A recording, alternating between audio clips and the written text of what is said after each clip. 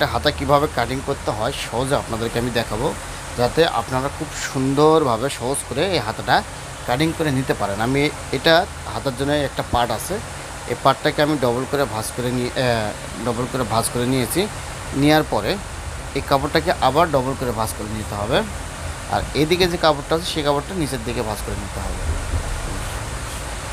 এভাবে ভাঁজ করে নেওয়ার পরে আমাদেরকে যেটা ফলো করতে হবে সেটা হলো এতে ডিজাইনগুলো যাতে এক সমানভাবে থাকে, না থাকলে সেলাইয়ের পরে এটা ছোটো বড়ো হয়ে যাবে।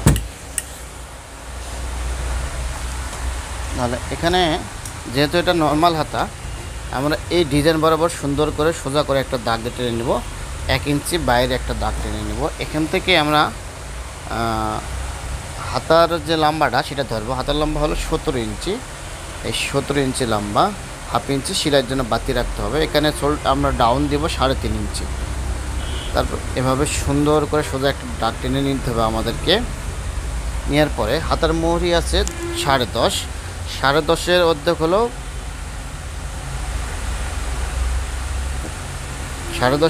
হলো 5, এই যে হলো 5.25।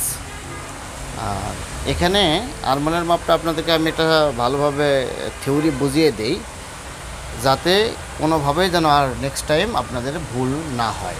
সেটা হলো এখান থেকে সেলাই বাদ দিয়ে, সবসময় সেলাই অ্যালায়েন্স বাদ দিয়ে মনে করেন যে এটা আমাদেরকে হিসাব রাখতে হবে বা করতে হবে।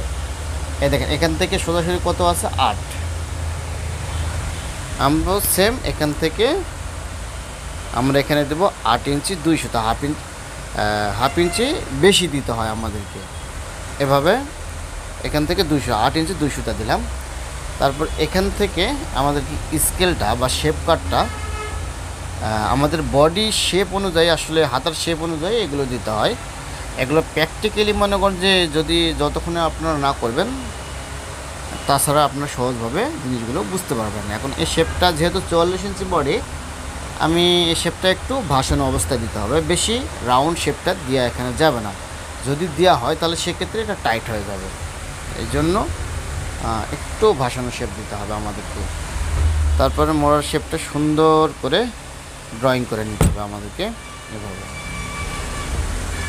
এখানে আমাদেরকে একটু জয়েন্ট দিতে হবে, এভাবে সুন্দর করে আমাদেরকে কাটিং করে নিতে হবে।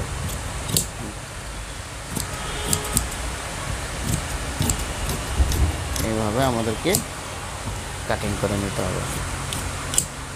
এই যে মেন দাগে একটা চাকান দিয়ে নিতে হবে। এখানে আমাদেরকে যেটা করতে হবে, এখানে আমাদেরকে জয়েন্ট দেব। আমরা এখানে জয়েন্ট দেব। জয়েন্ট দেওয়ার জন্য এটা সুন্দর সোজা করে আগে আমাদেরকে কাটিং করে নিতে হবে। নেওয়ার পরে এভাবে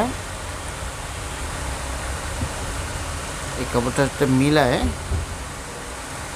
এভাবে মিলে আমাদেরকে আগে তারপর মাপটা দেখতে হবে যে মাপটা আসলে ঠিক আছে কিনা। এখানে যে 8 ইঞ্চি 2 সুতা,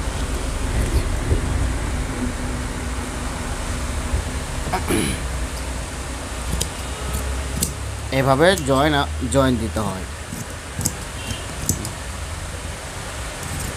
এভাবে সুন্দর করে শেপ অনুযায়ী আমাদেরকে জয়েন্টটা কাটিং করে নিতে হবে।